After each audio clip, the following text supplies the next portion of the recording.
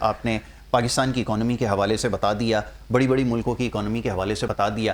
اب یہ بتائیے کہ جو انویسٹمنٹ کے لیے جو پلاننگ کر کے بیٹھے ہوئے وہ بڑا اس وقت کنفیوز ہیں، ان کے بھی سوال آ رہے ہیں کہ بھائی اس کا مستقبل کیا ہے، تو بتائیں. ابھی تک تو پاکستان میں نہ کوئی کاروبار ہے، نہ تجارت ہے، نہ روزگار ہے، سب بیکار ہے. ٹھیک ہے. اس موقع پہ یہ دعویٰ کرنا ایک انجانے کا خواب ہے، یعنی اپنے آپ کو ضلالت کے ٹوکرے میں پھینکنے کی بات ہے. 26 نومبر یہ 7 مہینے 210 دن سامنے کھڑے ہیں. کاؤنٹ ڈاؤن آج سے آغاز ہوا. بالکل ٹھیک ہے. خدا کی قسم پاکستان بہت مضبوط ہے. ہم آرمی چیف سے یہ کہتے ہیں اگر فیصلے آپ نے کرنے تو یہ سیاسی مسخروں کی ضرورت کیا؟ ون مین ڈیسیجن لیں. آپ کے ڈیسیجن بہت طاقتور ہیں اور اس میں ہم تمام 90% پاکستانیوں کی سپورٹ ہوگی. صرف ان سیاسی مسخروں سے ہماری جان چھڑائیں. سنیں میری بات، میں ملیشیا میں تھا، چھوٹی سی بات کروں.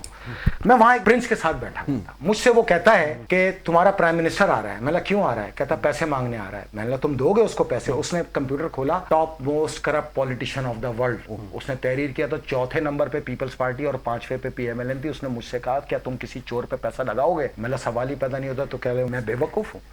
تو آرمی چیف کے فیلئر کی سب سے بڑی وجہ یہ تاریخ کے سب سے بڑے ڈکیتوں کو آگے لے جانا اور ان کے ذریعے فائنینس حاصل کرنا جو کبھی پورا نہیں ہوگا. جہاں آرمی چیف اکیلا تھا وہاں کامیابی ملی اور جہاں یہ گھسبیٹیا وزیر اعظم تھا وہی ناکام ہو گیا. یہ آپ کے مذاکرات آپ کے سامنے جب اسلام آباد میں مذاکرات ہوئے تو یہ گھسبیٹیے کی وجہ سے ناکام ہوئے کیونکہ یہ منوس لوگ ہیں. اللہ رحمت کے دروازے بند کر دیتا ہے. رحمت کے فرشتے 200 میل دور سے دیکھ کے ان کو واپس چلے جاتے ہیں اور جہاں آرمی چیف اکیلے گئے وہاں سے پاکستان کی ترقی کی بنیاد رکھی گئی. تو ہم جنرل عاصم منیر سے پھر ایک بار تقاضا کرتے ہیں 90% پاکستانیوں کی سپورٹ ہے. آگے جنگ آ رہی ہے. ٹھیک ہے. آگے جنگ آ رہی ہے. سپورٹ بہت ضرورت ہے. ہماری یہ ضرورت اس وقت شدید ضرورت ہے کہ یہ 25 کروڑ عوام آپ کے شانہ بشانہ کھڑے ہو. خارجی آ جائیں یا دنیا کے تمام دہشت گرد پھر یہاں دیکھو گے ان کو کیسے مارتے ہیں ہم. پھر دنیا یہ ایران امریکہ جنگ بھول جائے گی. یہ پاکستان کی سرزمین پہ ہونے والی جنگ مقدس جنگ کرنا.